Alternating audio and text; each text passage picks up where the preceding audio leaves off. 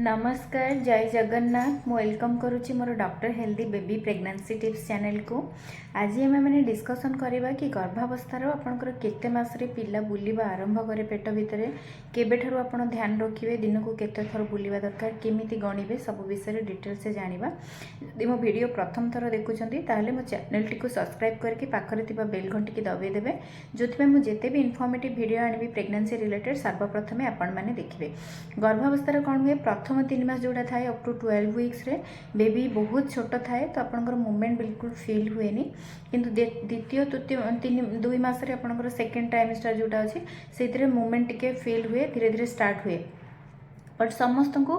जोरे फील हुए जो मान जो गर्भवती माँ प्रथम थर प्रेग्नेंसी होती टिके डेरी रे जना पड़े बा 16 वीक्स पर जना पड़े जो मैंने टिके लेट रे जो मान सेकेंड प्रेग्नेंसी अच्छी से टिके अर्लियर आउ टिके आगुरी जना पड़े बा जो माँ मैंने बहुत मोटा अच्छा पेटरे बहुत फैट डिपोजिशन हो जाए तो टिके स्लोली जना पड़े धीरे जना पड़ेनी ऑन एन एवरेज जब देखा ताले 16 ରୁ 20 सप्ताह भितर आपको फील हम तो गर्भावस्थार सेकेंड द्वितीय मासरे आपन टिके बहुत जोर से जना पड़िबो काहेकि ना बेबी बुलिबा सहित आपनको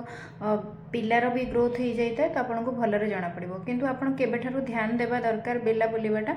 शेष तृतीय मास जोड़ा अच्छे आपंकर 28 वीक्स अराउंड को आपको ध्यान देवा दरकार केमती काउंट करेंगे जदि आप सकाल 9टा बेलू धर ऑब्जर्व रखुंट मिनिमम 12 घंटार गोटे ऑब्जर्वेशन रखिए ता भितर पिला केते थर बुलूची जदि 12 घंटा भितर गोटे थर भी बुलूनी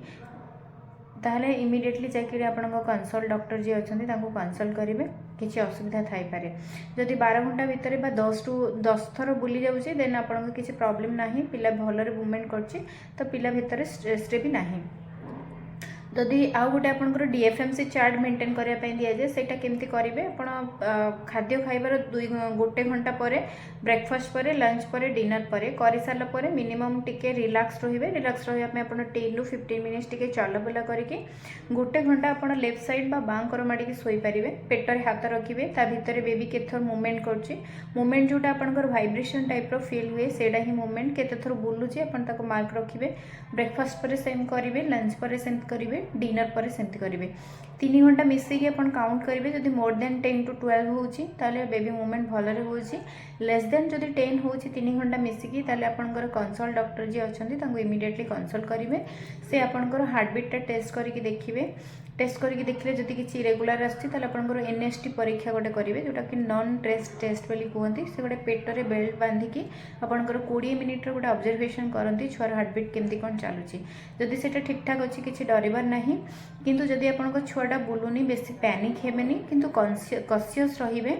आपन जदि मूवमेंट कम जना पड़छि इमीडिएटली जाकि डॉक्टर सहित कंसल्ट करेंगे और को केस रे आपन बेबी बुलिबाटा बहुत एक्टिव मूवमेंट जना पड़े जदि आपन रिलैक्स मूड रे अछंती से केस रे आपनकर बेबी मूवमेंट एक्टिव जना पड़िबो जदि आपन किछि गोटे खाइबा खाइछंती आपन फ्रूट जूस हैला बा किछि मिठा जिंस खाइछंती जोथरे कि आपनकर ब्लड शुगर लेवलटा बॉडी रे बढ़ी जाउची ब्लड शुगर लेवल बढ़ी गले भी आपनकर छुआर मूवमेंट अधिक जना पड़िबो जदि आपन नर्वस अधिक हो जाइछंती किछि कारण पनि सेही केस रे भी आपनकर छुआर मूवमेंट बहुत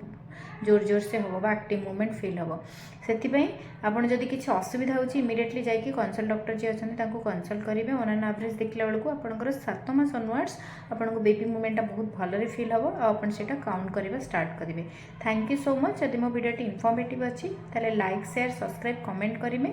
और जिते मात्रा हम शेयर करेंगे। Thank you.